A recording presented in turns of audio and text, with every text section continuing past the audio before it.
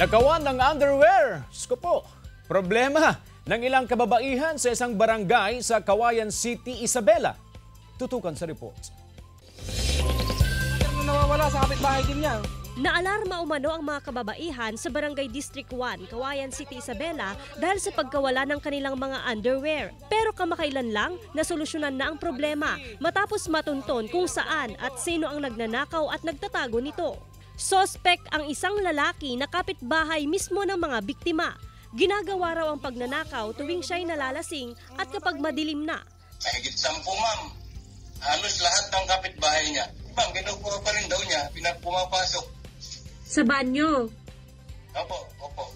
Ang isang biktima, Mayo pa raw ngayong taon nang magsimulang mawalan ng underwear si Andrea, hindi tunay na pangalan.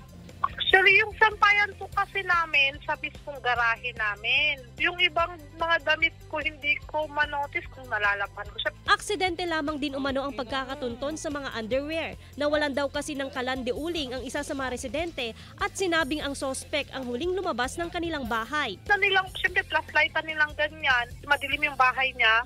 Bumungad sa kanya mga bra, ganyan. Tapos nung nagpatawag na kami ng barangay, pag-open ng barangay sa bahay niya, totally talaga bumungad sa damakmak na panty.